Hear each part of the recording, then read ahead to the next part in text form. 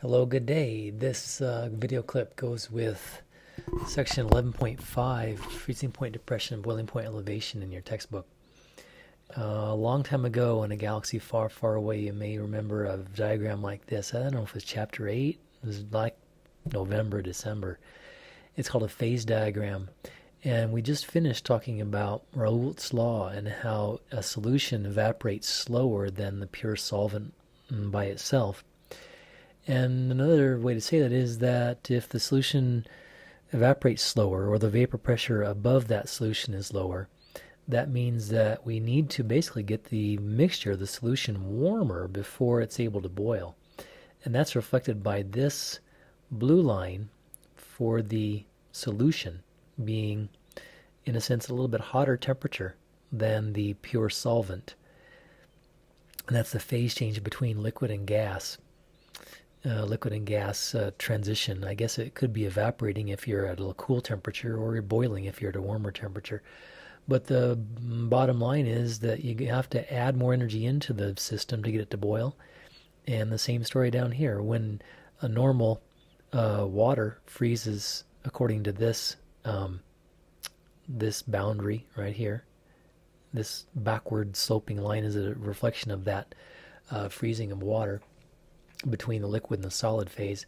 But if I have a solution, the solution, it ends up lowering the temperature at which the solution needs to reach before it starts to form solid, freezing. It's called freezing point depression. This is called boiling point elevation. Alright, so they're called colligative properties. Freezing point depression, boiling point elevation. We've already talked about reduction of vapor pressure, and this will come later in a video yet to be produced.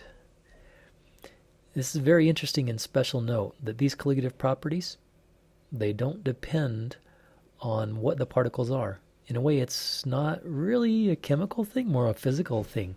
It's a physical occlusion getting in the way of the solute affecting the solvent properties.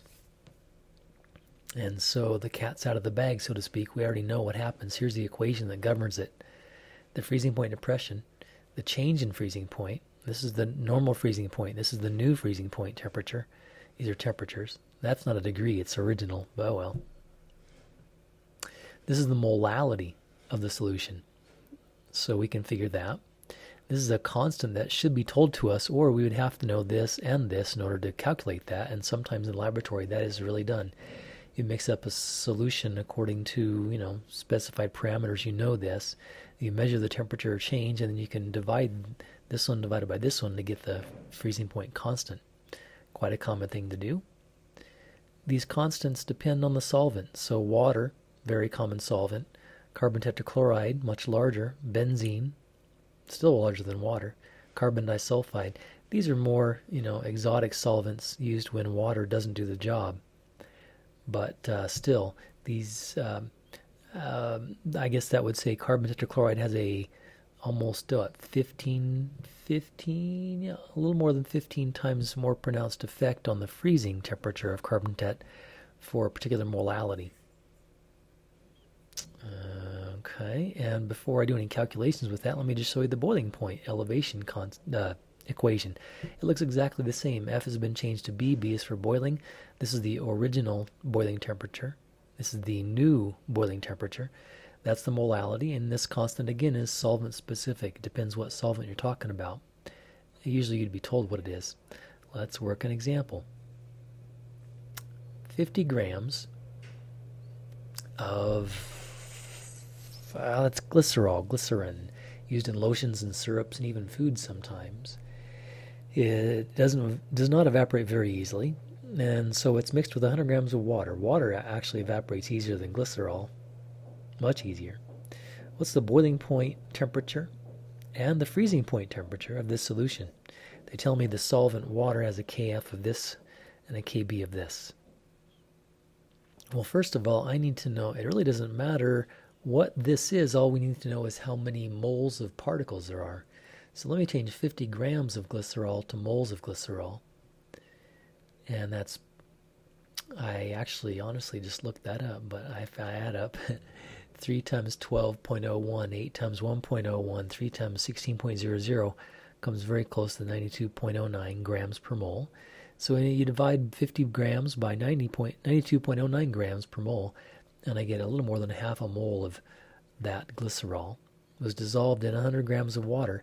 The definition of molality is moles of solute per kilograms of solvent that did the dissolving. So there you go.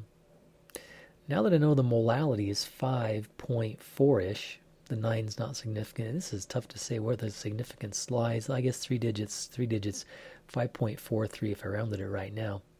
But I can do now my calculations for boiling and freezing almost at the same time. Check it out. Here's the freezing point depression. Here's the boiling point elevation. I know water usually freezes at 0, usually boils at 100 Celsius at sea level. There's my constant. There's my molality. There's my constant. There's my molality. So this is the boiling point elevation and the freezing point depression. So water usually froze at 0, but now let's make it 10.1 degrees colder than that. And water usually boils at 100, but let's make it, for this solution, 2.77 degrees warmer than 100. Interesting. If I were to look at a graph, a cooling curve for a particular solvent, let me see if I can shrink this down just a little bit. So you can see that time axis if that's necessary. Not that necessary, but nice sometimes. A little bit. That's time on the x-axis. Not really that crucial. What I really want to worry about is the temperature. I cool this liquid solvent, cool the liquid, cool the liquid, cool the liquid, cool the liquid, lauric acid. And at about 44 degrees, 44, I see the plateau, the phase change between liquid and solid. So in here I'm freezing my lauric acid. Eventually, if I got it cold enough, I could cool the solid. This is a solid over here, but right here I have the freezing occurring. But then my solution, I add something to the lauric acid and I make a solution of it, and it freezes again, but not until I get colder than 44. This is an interesting thing we see in the lab a lot. It's called a supercooling dip. Sometimes if our mixture is very pure and it not disturbed enough, or the agitation isn't sufficient, I will see the solution cool, and you can see this with a pure solvent as well, but I'll see a solution or a solvent itself cool colder than it should have gotten, and then it warms back up when that magic point where it decides it should freeze, and then it begins to freeze. But sometimes with the mixture you won't see a flat spot like we did here. It'll kind of elbow down a little bit. And that's a complicated story, maybe left for lecture. But in any case, this is colder than this, and I compare the two. Oh, let's see. So again, the x-axis is time. I just blew it up again. A graphical technique, a laboratory technique, is to not just take this temperature as the freezing temperature, but actually follow this slope back to this point and call that point on the y-axis my freezing temperature. So I'll take the 39.5 degrees from this point right there. Don't continue to follow this slope up and up and up and up and up. You'd get about the same temperature, even warmer. So we want a cooler temperature, and this is a commonly accepted technique for finding that cooling temperature if you have that and you want to get rid of that supercooling dip. So let's make up a story. This is the delta T, the difference in the freezing temperature between the pure solvent and the solution. And I'm making up a story, but it's reasonable. Let us say we took 1.5-ish grams of unknown solute. I know nothing about this, but I do know that it dissolves in lauric acid. I have to warm them up above room temperature because I'm talking room temperature is like 25. So these both this solute and the solvent are liquids, they're solids at room temperature. And I warm them up to get them to mix together and I make a solution. They have also told me the Kf for lauric acid. Then I start to cool the solution and I just carefully monitor the temperature over time and I make a graph of it, and I see a graph something like this. So let me use that data. There's a very famous experiment for finding the molar mass of an unknown solid, or a molar mass of an unknown solute. It could be a liquid as well. So just as above, we have the change in temperature here.